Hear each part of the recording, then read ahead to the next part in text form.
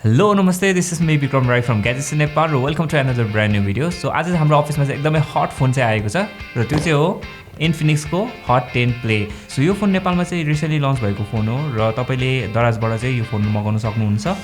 र आज चाहिँ हामी यो फोनको चाहिँ अनबक्सिङ गर्नेछौँ। यसको फिचर्सहरु के कस्तो छ त्यो तपाईलाई भन्नेछु र लास्टमा चाहिँ मेरो आफ्नो इनिशियल थट्सहरु पनि शेयर गर्नेछु। So without further ado, let's get started.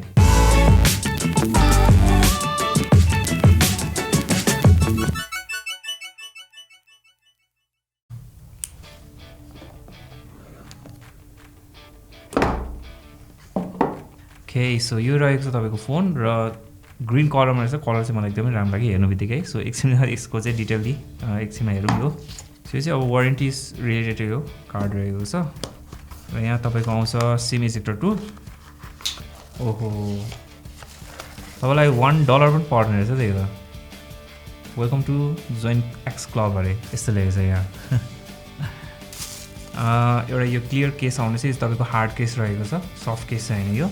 So plastic protector पनि आउँदैछ फर स्क्रिन। यो रहेको छ तपाईको 10 वाट को चार्जर। यसमा चाहिँ तपाईले माइक्रो यूएसबी केबल चाहिँ पाउनु हुँदै रहेछ। तर अब टाइप सी चाहिँ अब यो प्राइस रेन्जमा चाहिँ पाउन चाहिँ एकदमै गाह्रो नै रहेको छ। सो यो रहेको छ फोन। सो अब चाहिँ यसको प्लास्टिक चाहिँ पिल गरौँ।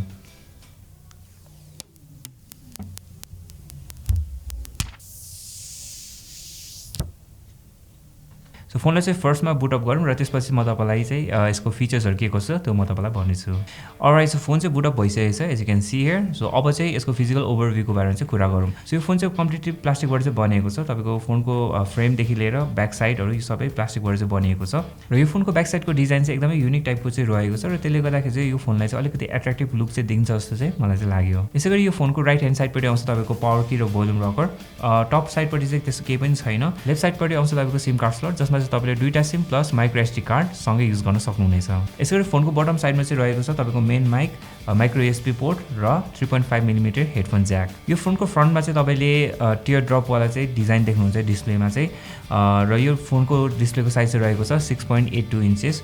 यसैगरी यसको रेजोल्युसन चाहिँ रहेको छ एचडी प्लस। अब एचडी प्लस चाहिँ यो प्राइस रेन्जमा चाहिँ प्रायः जस्तो कमन नै कुरो हो। एकदमै कम फोनहरुले चाहिँ अब यो प्राइस रेन्जमा चाहिँ फुल एचडी प्लस रेजोल्युसन दिइरहेछ। तर प्रायः जस्तो सबै फोनहरुमा चाहिँ तपाईले चाहिँ एचडी प्लस रेजोल्युसन मात्रै पाउनुहुनेछ। यसरी फ्रन्टको कुरा गरिराख्दाखेरि चाहिँ तपाईले फ्रन्टमा चाहिँ पाउनुहुन्छ 8 मेगापिक्सलको सिंगल सेल्फी क्यामेरा। र अरु बजेट फोनहरु जस्तै यो फोनमा पनि तपाईले चाहिँ टप र साइडमा चाहिँ बेजल्सहरु यसको कम छ भने बटम साइडपट्टि चाहिँ बेजल चाहिँ अलिकति मोटो चाहिँ रहेको छ। अब यसको ब्याक साइडको कुरा गर्नु पर्दाखेरि चाहिँ पछाडी तपाईले ड्युअल रे क्यामेरा सेटअप पाउनुहुन्छ जसमा चाहिँ 13 मेगापिक्सलको मेन क्यामेरा सेन्सर रहेको छ भने सेकेन्डरी क्यामेरा चाहिँ अकर्डिङ टु द कम्पनी त्यो चाहिँ एआई क्यामेरा भनेको छ। र पछाडीपट्टि नै तपाईले चाहिँ फिंगरप्रिन्ट सेन्सर र बटममा चाहिँ इन्फिनिक्सको ब्रान्डिङ चाहिँ पाउनुहुनेछ।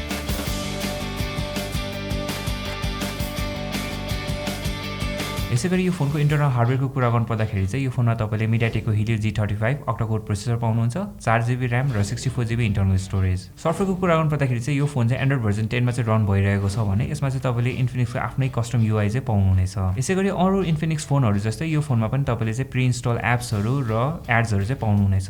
र अन्त्यमा चाहिँ ब्याट्रीको कुरा गर्नु पर्दाखेरि चाहिँ यो फोनमा तपाईले म्यासिभ 6000 mAh को चाहिँ ब्याट्री पाउनुहुन्छ र चार्जर चाहिँ अघि म तपाईले सुरुमा अनबक्सिङ गर्दाखेरि देखाइहालेको थिएँ। यसमा चाहिँ तपाईले 10 वाट को चार्जर चाहिँ पाउनुहुनेछ। सो मेरो इनिशियल थट्सहरु शेयर गर्नु पर्दाखेरि चाहिँ रिगार्डिङ दिस स्मार्टफोन यसको पछाडीको ब्याकको डिजाइन चाहिँ मलाई चाहिँ क्वाइट युनिक लाग्यो र त्यो चाहिँ मलाई अलिकति मन पनि पर्यो।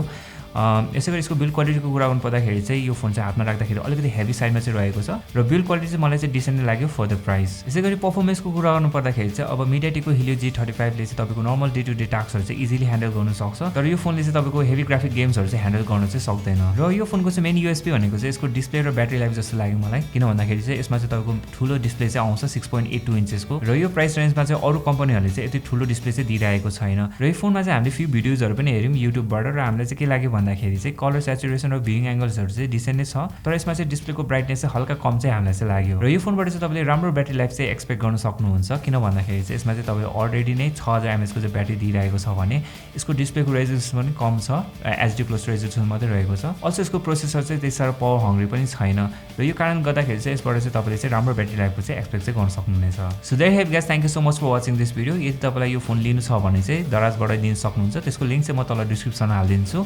अझ तपाईसँग के question queries regarding this smartphone, let me know in the comment section below. I'll see you guys in the next one. Till then, Jai Nepal.